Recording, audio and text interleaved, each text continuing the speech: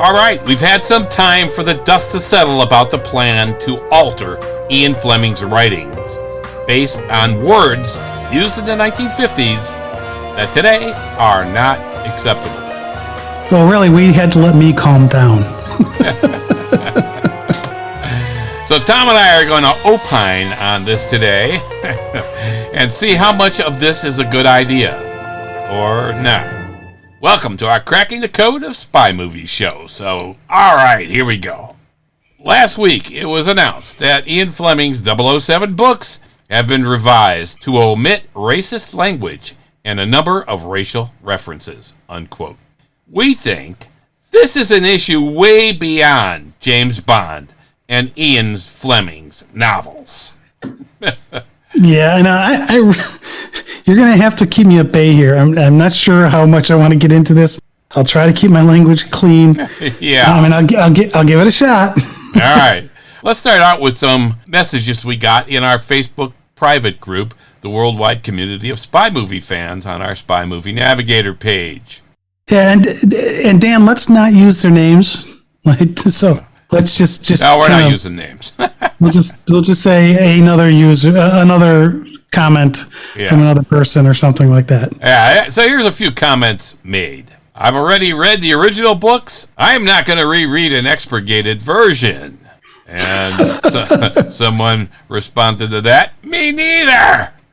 All right. Yeah, and then we had somebody come in with a comment. It's a longer comment, but it's a good one. It's a good one, and you'll definitely see this person's biases, as a lot of these comments will, which is what is interesting about their decision to do this, is because so many people have biases. Right, this one says, the one fault in the estate's reasoning is they claim Ian Fleming would have approved of the changes. Maybe he would have, especially since he approved the changes made for the U.S. publication of Live and Let Die in 1954. But Fleming was alive to agree to those changes. Yes. In this instance, he is not. Unless Fleming stipulated before he died that changes could be made after his death, this to me is just another form of censorship. And if the estate was so worried about offending people, then why only change what was written about black people? Women, homosexuals, and Asians are also described using inappropriate words and expressions.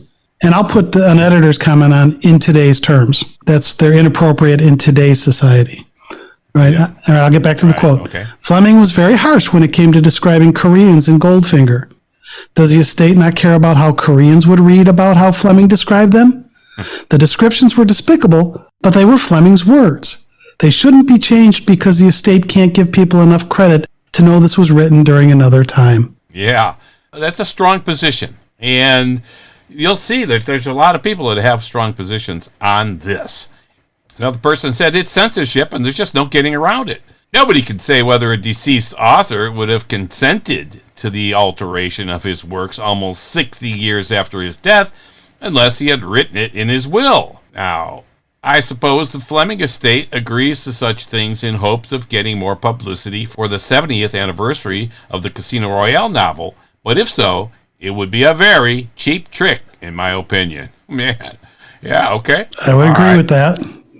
And that I will agree with that is Tom talking. That's not the person who made that comment.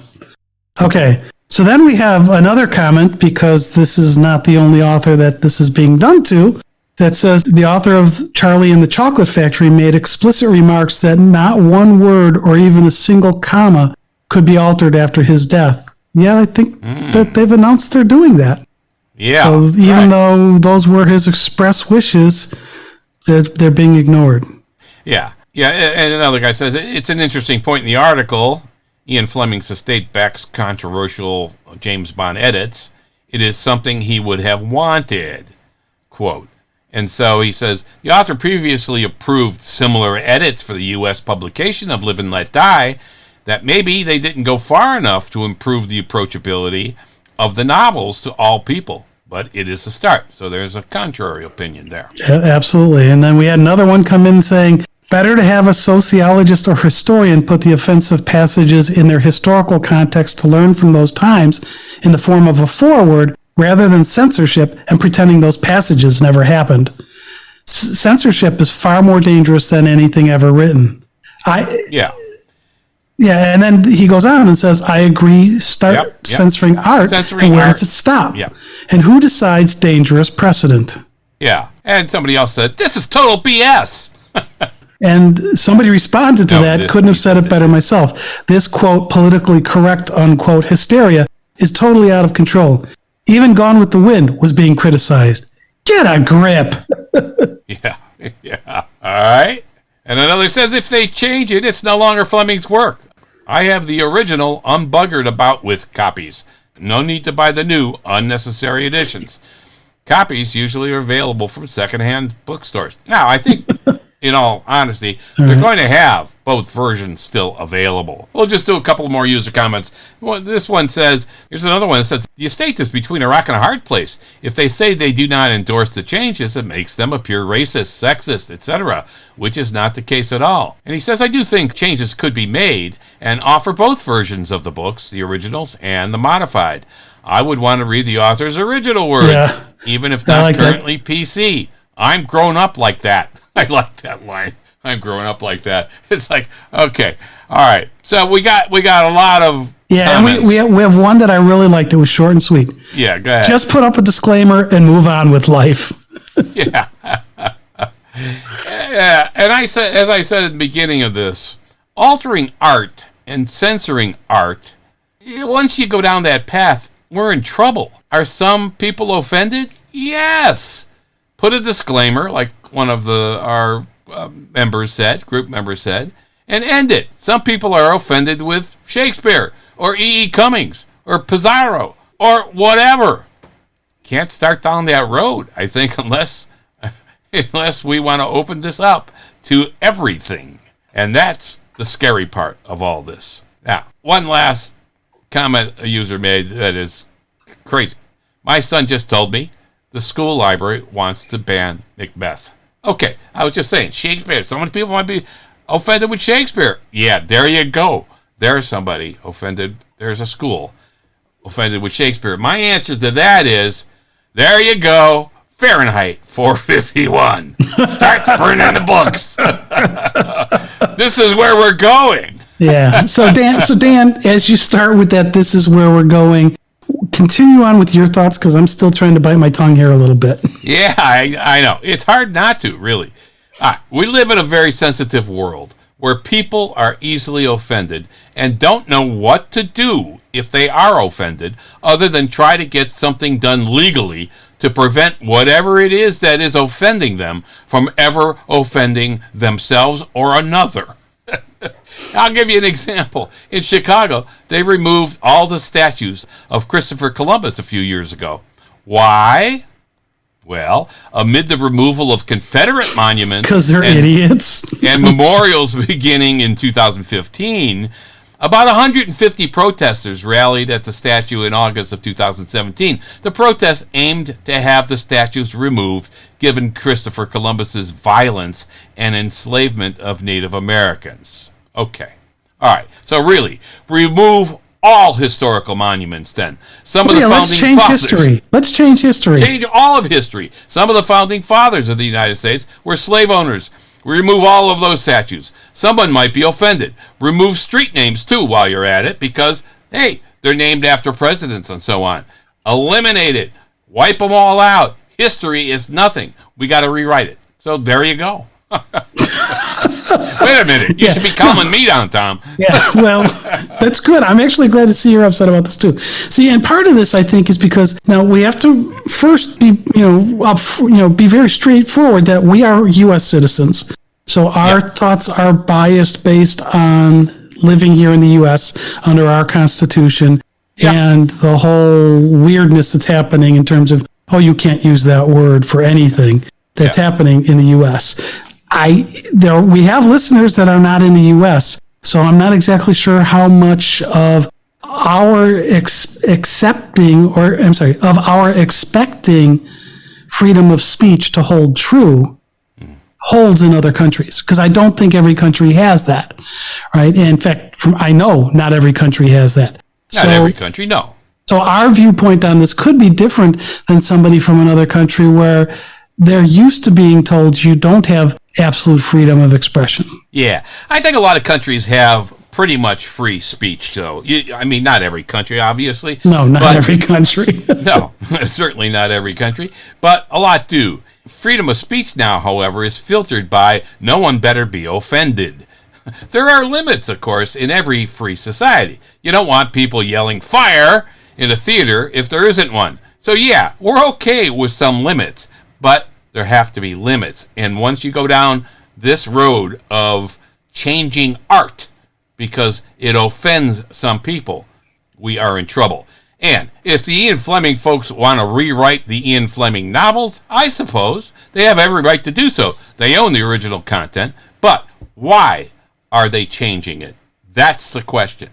Why? Well, yeah. Who makes the determination? I mean, I think one of the other listeners, one of the people who responded from the Facebook group made the comment, who gets to decide what gets changed? Yeah, exactly. Right? Yeah. And why does one word take a word like trying to describe a person who at one point in our country we said were people of color. Then we started calling them black. Then for some strange reason we went to African American. Yeah. Right. Which a lot of black people weren't African Americans, but that's what we had to say here. Right. And now I seem to feel like it's going back to black. Yeah. Right. So now let's say you make a change in the book to something that is in 2023 deemed by somebody, whoever the somebody is, that this is the appropriate word for that. And in 2025, no, that word's racist itself that you changed it to. We got to go back to the original word.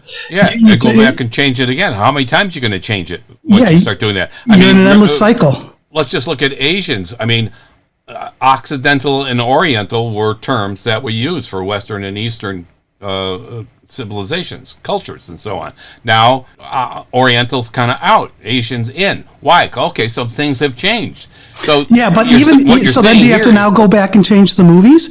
In License to Kill, Truman Lodge says something about the Orientals and uses that word. Yeah, so go change that now. So now do we have to dub? Asian. Yeah, do we have to dub that to the word Asian? Yeah. And what happens 5 years from now when that's the wrong word? Right.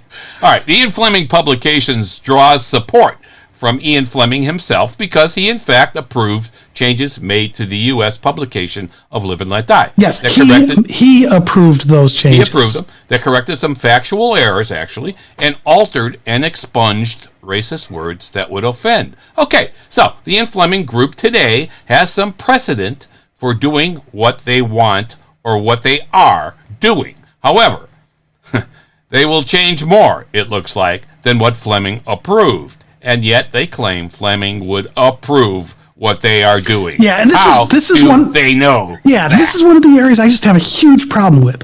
Yeah. Because we can't go back and rewrite history.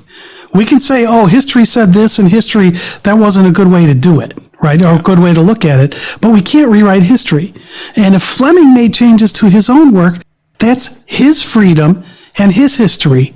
It doesn't mean that he would approve what these folks are doing. He may say, no, I still want that one word in there that you're changing. And now you're taking art and changing it really without approval. And I just think this is absolute, like somebody said, bullshit.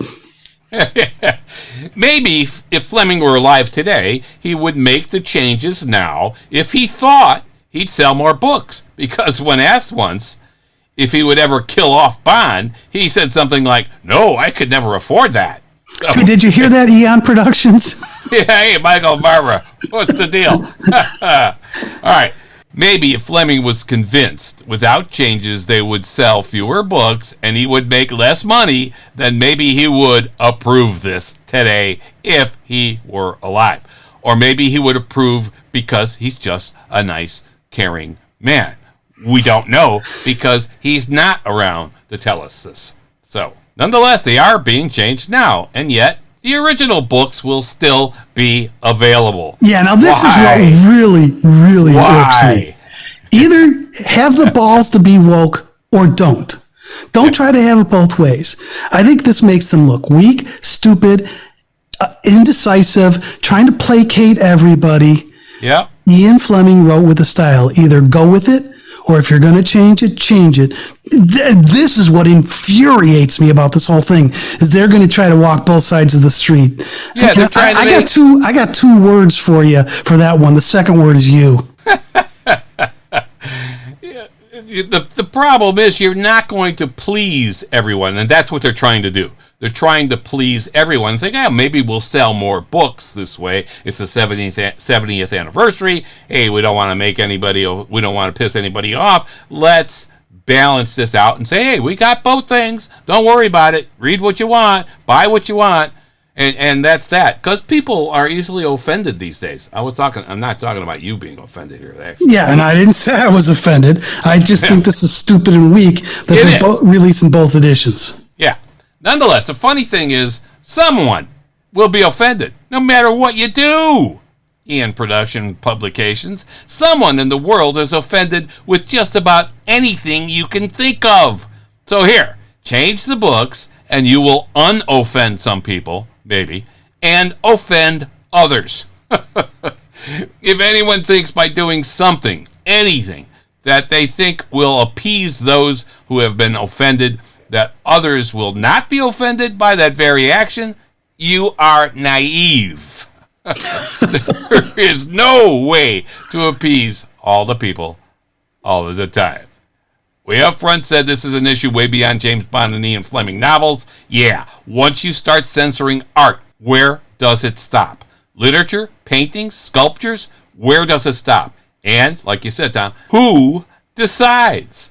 And who benefits, really? I mean, who decides how to rewrite Fleming's words? Or any of this cancel culture stuff?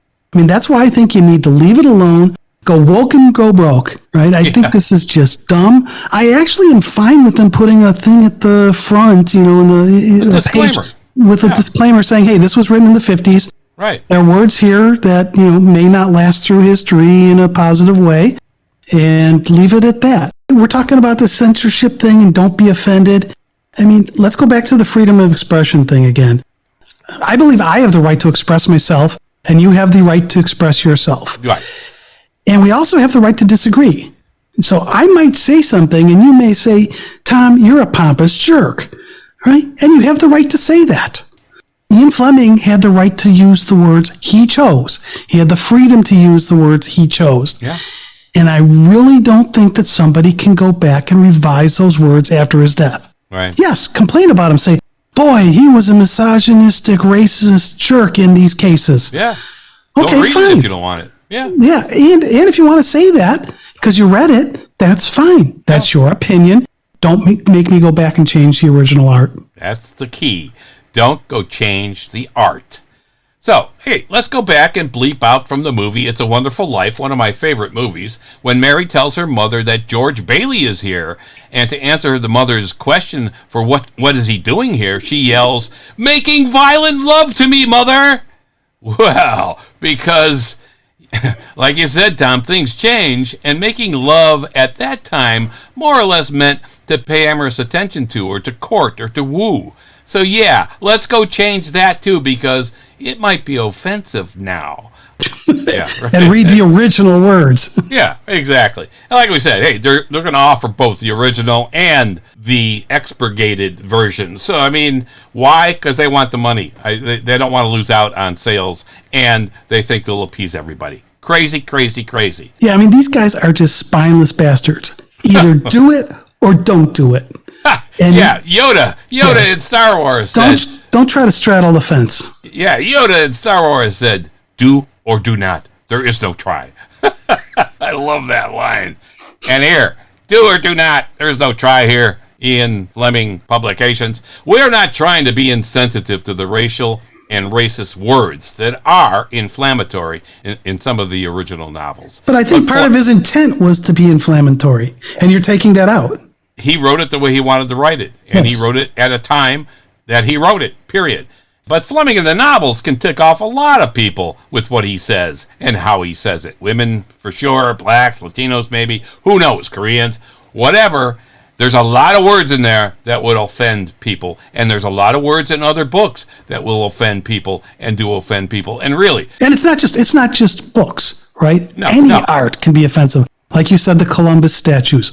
Yeah. Or when I went to Florence and I was there with my little cousin, and he was pretty young, he was just totally freaked out over the David statue.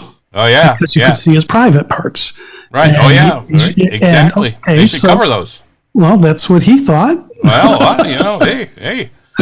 Shakespeare, like we said, Van Gogh, Picasso, Monet, Salvador Dali. Hey, this is not new, actually. Edward Manet's Le Déjeuner sur Herbe in 1863 caused quite a stir with a nude woman and a fully clothed man. It was rejected by one gallery and accepted by another. It caused a huge stir, but they did not alter the painting. That's the point. They didn't go alter the painting because some people didn't want to display it in a museum. Picasso, too. Same stuff. There was another one. Then Guernica. Guernica, which depicts the massacre of a Basque village in 1937, has since become a representation of every city ever bombed. It is one of the most powerful artistic decrees against fascism and has been a point of contention throughout the years due to its strong critical message. Picasso refused to have it on display in Spain until justice had been restored there. And when it was on display at the MoMA in 1967, artists petitioned for it to be removed as a protest against the Vietnam War. In 2003... Wait, Dan, let me stop you there. Just in case somebody doesn't know what the MoMA is, that's the Museum of Modern Art in New York City. Yeah, I was just there in October. Beautiful place. So I just wanted to use the expression. Some people may not know what that was. Right. And in 2003, a tapestry version of the Guernica was covered up at the United Nations. But they did not change the painting, the tapestry, or the art. They didn't change the art. There are tons of examples like this. The point is... Wait, Dan, we shouldn't call these out because now some yahoo's going to want to go change it. Oh, they will. They're going to... There's protests everywhere about all kinds of things now. There are tons of examples of this. And the point is, if you don't like the art, don't look at it or read it or whatever with it. Don't do it.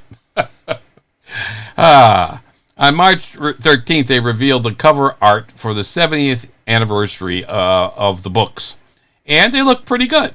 You can see them in the link that we'll put on our website about this. And, they're decent looking cover. There's very similar in lots of ways, but, geez, it's the 70th anniversary of publication. Wouldn't it be cool to use the original cover art or an updated version of the original art, maybe embossed, erased, print, wait. An updated version? Now you're talking about changing the words. No, not the words, the cover art. Well, you're changing, yes, and you're changing that artist's work then. Well, it's the exact same thing. Fleming did not write. I mean, you could change cover art on. You're not destroying the original art. You're not changing original art. But wait a second. You're coming up with new art. Well, no, but you said enhance, right? An updated version, embossed or raised print. That's changing what the artist delivered, which is exactly what changing the words of Fleming have. Nah, I don't think so. Because look at all the discussion you just had about all those famous art paintings and stuff. Yeah, right? That's there. This is the exact same thing. Cover art, there's an artist who actually designed that, and it was decided to be printed a certain way. All right, how about just using the cover art from the originals and put a sticker on there, 70th anniversary. Boom! That would have been better than coming up with new ones, I think. Yes, I'm with you there. That's a good point. All right. Anyway, the bottom line is you cannot start censoring art by changing the art. And those who want to change art should be aware, too. There is a nice article on artfunder.org entitled Art and Ethics, Why Is It Okay to Be Offended by Art? Everyone should read that, who's offended by art. There you go. So if we're wondering what the answer is here to this big, complex problem, well, as was written in an article, Freedom of Expression in the Arts and Entertainment, quote, the answer is simple and timeless. A free society is based on the principle that each and every individual has the right to decide what art or entertainment he or she wants or does not want to receive or create. Once you allow government to censor someone else, you cede to it the power to censor you or something you like. Censorship is like poison gas. a powerful weapon that can harm you when the wind shifts, unquote. In the Ian Fleming case, it's not government, per se, changing the art, but nonetheless, it opens potential floodgates for others to demand that art be changed. Yikes. And the best is from Shakespeare. How do you get offended by all this stuff? It's crazy, right? Go look at A Midsummer Night's Dream, where Shakespeare says, quote, "If we shadows have offended, think but this, and all is mended. There you have but slumbered here, while these visions did appear, and this weak and idle theme, no more yielding but a dream. Gentles, do not reprehend. If you pardon, we will mend." Right, William Shakespeare. Let those offended just pardon the offender, in quotes, and move on. That would mend things. Let's pardon Ian Fleming for some of the words that are offensive, which they are, and mend. Let's move on. Yeah! What are your thoughts? Email us at info@spymovienavigator.com or hit us up on social media on our Facebook page, at Spy Navigator on Twitter or Instagram. All right, we're done ranting, aren't we, Tom? I'm gonna stop because I'll go on. All right, this has been Dan and Tom from SpyMovieNavigator.com and our show, Cracking the Code of Spy Movies. Subscribe to our show and leave us a review now through your favorite podcast app. Thanks for spending time with us. We appreciate it.